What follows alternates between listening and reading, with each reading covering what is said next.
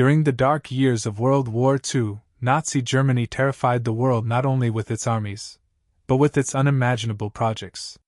Giant weapons that could turn the war in an instant, rockets capable of destroying cities, mega aircraft gliding across the sky, secret underground factories. They all served a single purpose: to make Hitler's dream of an invincible Reich a reality. In this video, we step inside the most dangerous, most unusual, and most terrifying Nazi megastructures in history. If you're ready, we are stepping into the shadow of humanity's darkest ingenuity. Nazi Germany's scientific ambition was designed not just to change the course of a war, but to reshape the entire world. Many laboratories across Germany were officially labeled as research facilities, but in reality, they were dark centers where unimaginable experiments were conducted. Especially the institutes controlled by the SS pursued projects with no connection to scientific ethics whatsoever. These laboratories aimed at manipulating the human body, developing new chemical agents, creating endurance-enhancing drugs, and even experimenting with biological weapons. Hitler viewed science as an ideological tool. Medical studies aimed at strengthening the German race, endurance experiments performed on prisoners, and gases designed for use on the battlefield. Everything was shaped under the shadow of Nazi ideology disguised as science. These laboratories were not merely testing grounds, they were dark thought chambers feeding the Nazi war machine. Some substances developed here aimed to keep soldiers awake and aggressive for days. The stimulant Pervitin was used by hundreds of thousands of soldiers. It provided short-term advantages but led to catastrophic physical and psychological collapse. The gases created in chemical labs left scars not on battlefields, but on humanity's conscience. The darkest part of this chapter was this: Nazi science existed not to advance technology, but to serve an ideological obsession. Every project that emerged from these laboratories was the product of fanaticism, not logic. And the ideas born in these dark chambers would soon turn into megastructures and colossal machines. Among Nazi Germany's most terrifying creations were the V-weapons, the V1, V2, and the unfinished V3. These were no ordinary weapons. They were the first long-range ballistic missiles in human history. Hitler called them vengeance weapons, because by the final stages of the war, Germany was losing, and these rockets were designed to plunge the enemy into panic. The V1 was a flying bomb that terrorized London with its distinctive engine noise. But the true horror came with the V2. This rocket broke the sound barrier and became the first human-made object to enter space. There was no warning sound, no defense system that could stop it. It simply fell from the sky and detonated. The psychological impact of the V2 was greater than its military damage. The engineers behind these weapons, especially Wernher von Braun and his team, worked at the massive test base in Piedmont. Here, the foundations of modern rocket science were laid. After the war, von Braun would go on to lead the U.S. Apollo program. In a dark irony, Nazi rockets became the grim starting point of humanity's journey into space. The V3, meanwhile, was a super cannon project intended to fire dozens of shells per minute across vast distances. But time ran out, the war ended before it could be completed. The V-weapons were a paradox, technologically groundbreaking, yet morally catastrophic. They were born not of scientific curiosity, but of Hitler's obsession with finding a single miracle weapon that would turn the war around. One of Hitler's grandest ambitions was to build an unbeatable empire in the sky. To make this vision real, Nazi engineers designed flying fortresses and mega bombers. The most famous among them was the America bomber, an aircraft that could reach the United States. Designs like the Messerschmitt Me 264 and Junkers Ju 390 featured enormous wingspans. Their purpose: cross the Atlantic and strike the U.S. East Coast with a devastating psychological blow. These aircraft were tested and flown, but Germany no longer had the resources to mass-produce them.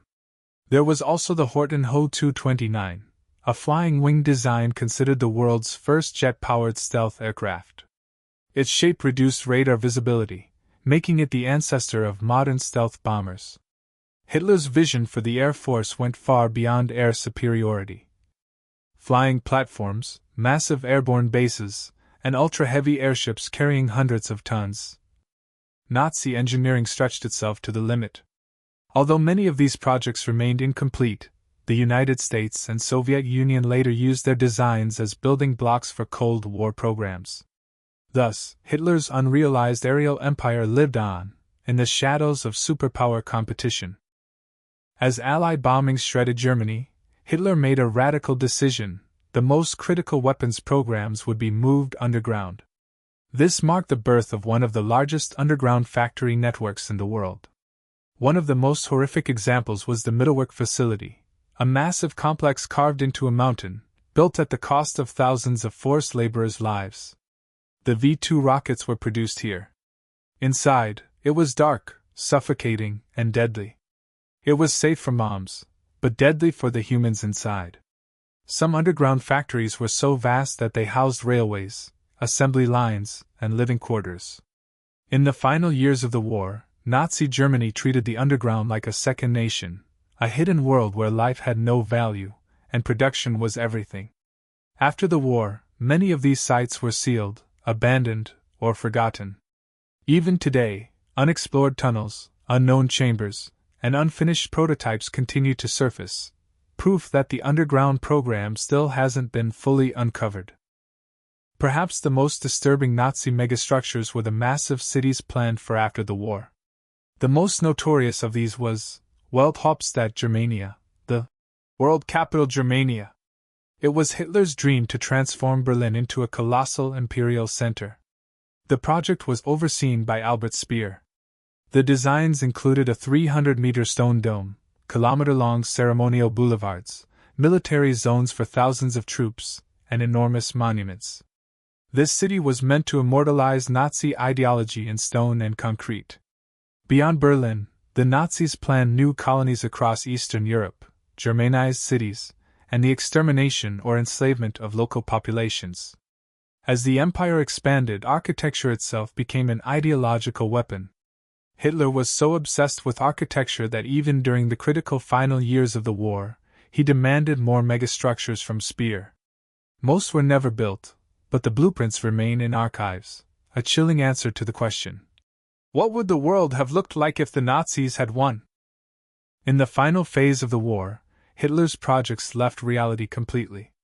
Even as Germany collapsed, he poured time and resources into fantastical mega-weapons. These designs included the giant tank, Rat, the 1,500-ton Landkreuzer P-1000, the orbital death weapon, Sun Gun, antimatter-like experiments, early attempts at nuclear weapons. The Rat was so massive it couldn't cross bridges, barely turn, and would have been a logistical nightmare. Yet the blueprints were drawn, and scale models prepared. The Sun Gun, meanwhile, was pure fantasy, but Nazi scientists still wasted time on calculations. A collapsing nation investing in impossible weapons was proof of Hitler's detachment from reality. Military commanders knew these projects were useless, but anyone who objected was removed or silenced. This chapter reveals how Nazi engineering swung between brilliance and madness. Would the war have changed if they were more realistic? Maybe. But their fanatic leaders' delusions only hastened their collapse. We've come to the end of our journey into Hitler's secret projects. But what we leave behind is not just giant tanks, unimaginable rocket designs, or the dark factories carved deep beneath the earth. This story was the clearest example of what happens when humanity's desire for progress becomes entangled with its urge for destruction. German engineering may have produced projects unlike anything seen before in history, yet behind these designs lay a grim truth. When human life is devalued, and when science and technology break away from morality, they inevitably turn into a nightmare. Today, most of those colossal plans remain buried in dusty archives. Some were never realized, others vanished in the ruthless machinery of war. But all of them underline one single truth: when power is left unchecked, when science does not walk side by side with ethics, when technology is not used for the common good, the outcome is always catastrophic. Everything you saw in this video was not just the pushing of engineering limits. It was also a silent reminder of how far a regime could go to impose its ideology on the world. That is why understanding the past matters. Because history begins to rewrite itself the moment it fades from our collective memory. And we retell these stories so that the same mistakes are never repeated. If you've watched until this point, it means more than just completing a documentary. It means you chose to walk with us through the darkest corridors of history. Thank you for that. This journey grows with your curiosity, your questions, and the value you bring to this channel. I've posted a new poll. You can choose what topic you'd like to see in the next episode. Perhaps the collapse of Nazi Germany, perhaps the most critical turning points of World War II, or another hidden chapter of history. The choice is yours. Today, we explored dark projects. Tomorrow, we might explore the heroes who stopped that darkness. Thank you for being here. See you in